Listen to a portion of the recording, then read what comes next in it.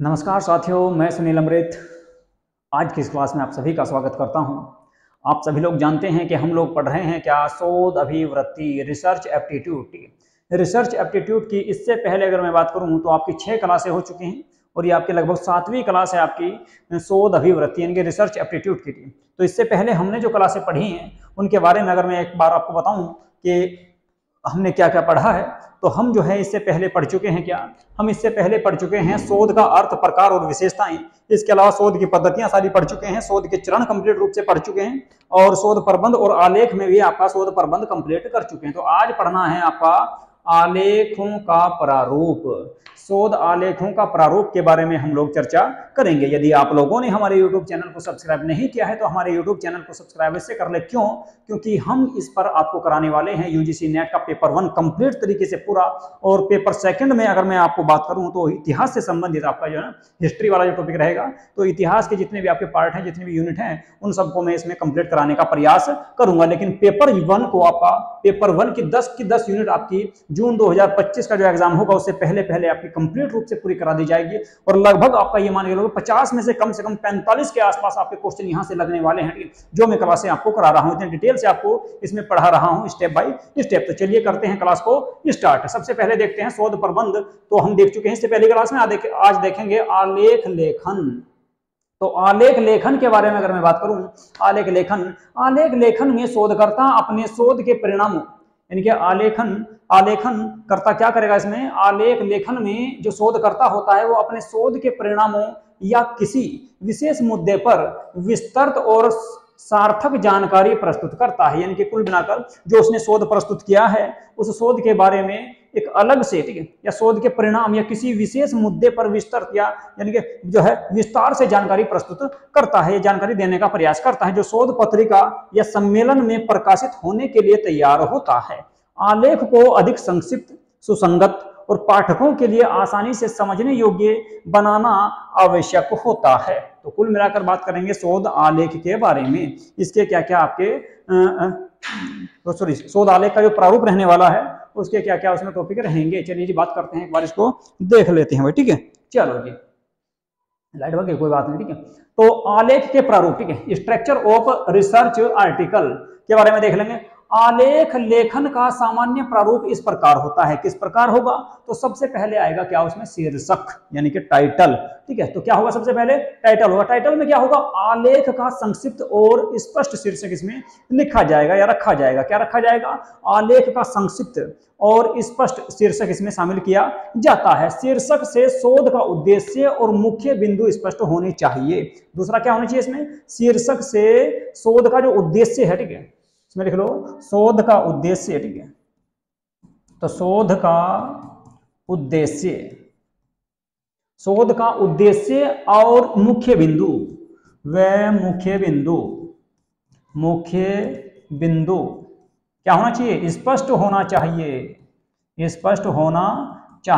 भाई आपका शीर्षक जो है ना, एक ऐसा शीर्षक होना चाहिए जो, एक तो दूसरा क्या होगी, आलेख का संक्षिप्त और स्पष्ट शीर्षक इसमें हो। दूसरा क्या हो, शोध का जो ना शीर्षक से ये पता लगना चाहिए भाई शोध का उद्देश्य क्या है। तो शोध का उद्देश्य और मुख्य बिंदु क्या है, इसमें किस टॉपिक पर या किस बात के बारे में शोध किया गया है या किस विषय के संबंध में शोध किया गया है, ये भी आपका स्पष्ट होना चाहिए, तभी उसको एक अच्छा शीर्षक माना जाएगा। चलिए जी, उसके बाद है जी आपका सारांश।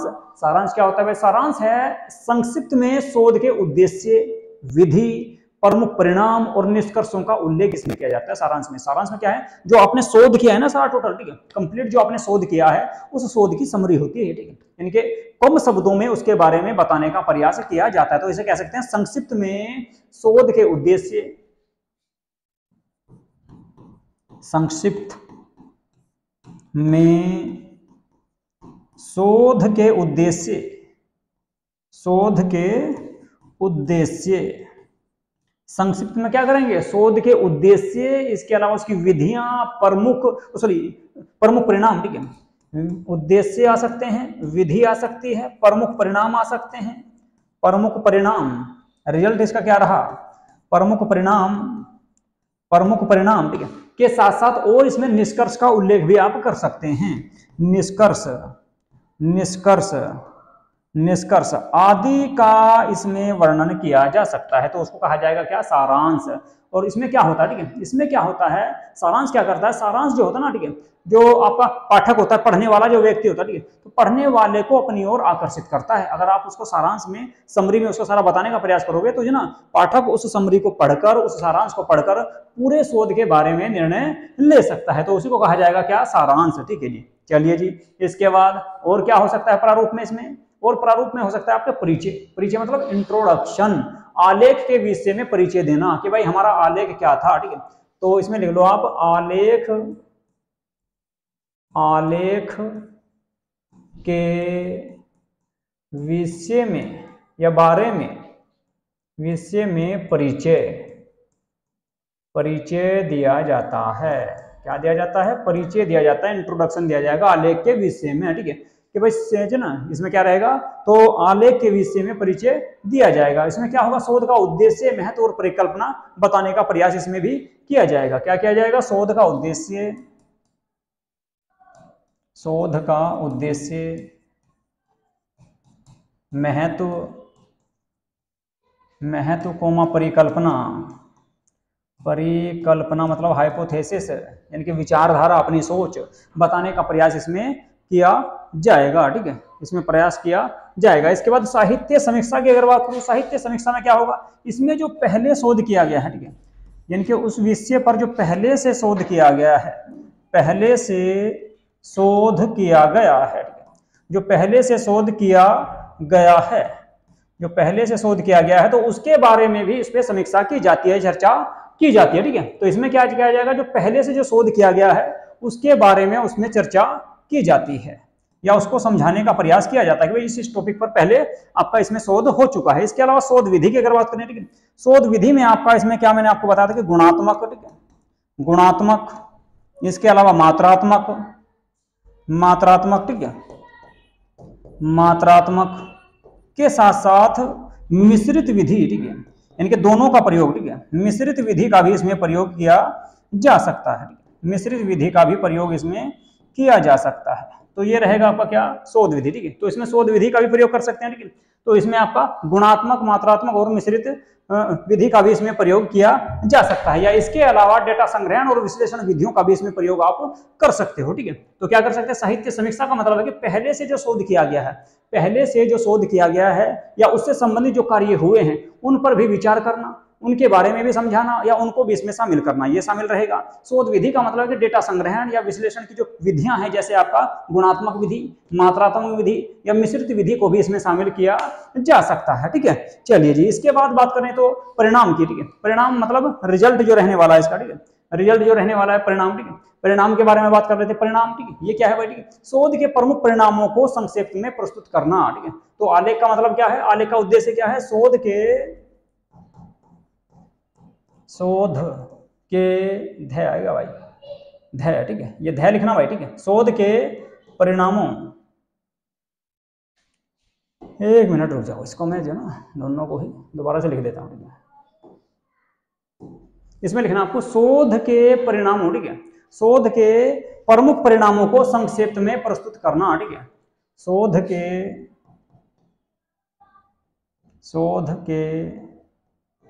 परिणामों को, शोध के परिणामों को संक्षिप्त में प्रस्तुत करना। ठीक है, तो लिख लो शोध के परिणामों को संक्षिप्त या संक्षेप में, ठीक है, संक्षेप में प्रस्तुत करना। ठीक है जी, तो शोध के परिणामों को संक्षेप में प्रस्तुत करना, वो हो जाएगा क्या आपका परिणाम। बात करें चर्चा की, डिस्कशन की, तो परिणामों का विश्लेषण और उनसे संबंधित जो प्रभाव हैं उन पर चर्चा करना। ठीक है, तो परिणामों का विश्लेषण, इसमें लिख लो परिणामों का विश्लेषण, परिणामों का विश्लेषण और उनके संभावित प्रभावों व उनके प्रभावित और उनके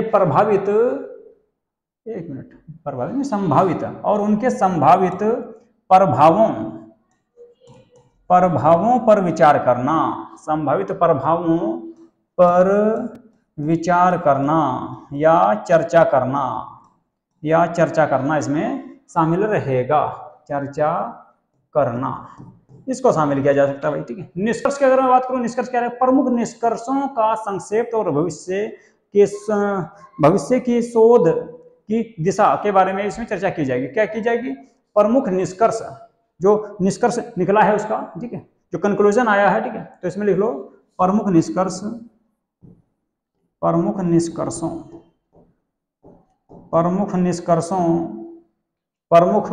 निष्कर्षों का संक्षेप और भविष्य के शोध, निष्कर्षों का संक्षेप तथा भविष्य के शोध दिशा निर्देश आदि के बारे में बताया जा सकता है, या आदि के बारे में इसको जो ना प्रस्तुत किया जा सकता है, या उसको पेश किया इसमें जा सकता है। इसके बाद बात करें संदर्भ की, ठीक है, तो अंतिम रूप से आता है इसमें क्या? संदर्भ। नंबर 9 पर आप इसमें लिख सकते हैं संदर्भ, रेफरेंस, यानी कि आलेख के उपयोग में किए गए स्रोतों की सूची। कुल मिलाकर हमने जो भी आपका आलेख का जो प्रयोग किया है, ठीक है, तो आलेख के उपयोग में इसमें लिख लो आलेख के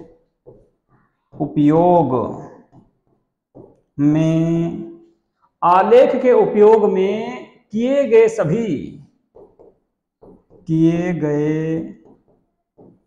स्रोतों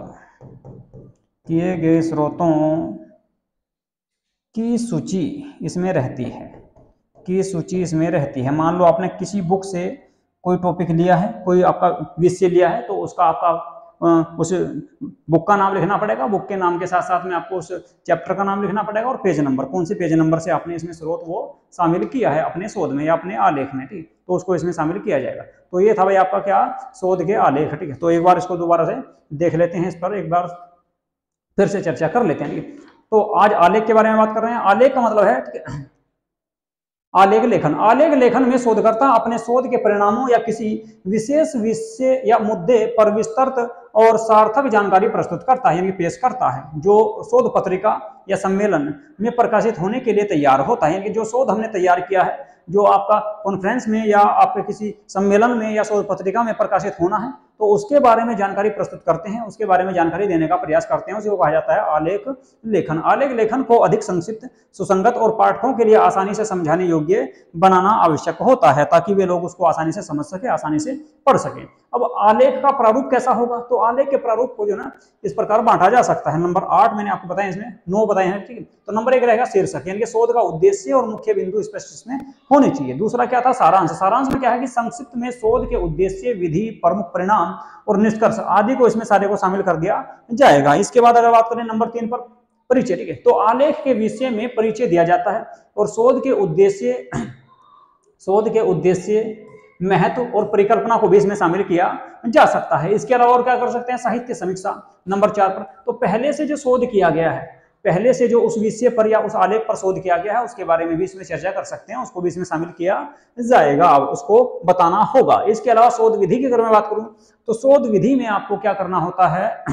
शोध विधि में, ठीक है, शोध विधि की अगर मैं बात करूं, तो शोध विधि में डेटा संग्रहण और विश्लेषण की विधियों का उपयोग इसमें किया जाएगा। उसमें गुणात्मक, मात्रात्मक और मिश्रित तीनों प्रकार की विधियों का आप प्रयोग इसमें कर सकते हैं। परिणाम की अगर मैं बात करूं, तो शोध के जो प्रमुख परिणाम हैं, उनको संक्षेप में प्रस्तुत करने का प्रयास इसमें किया जाता है। इसके अलावा अगर बात करें चर्चा की, ठीक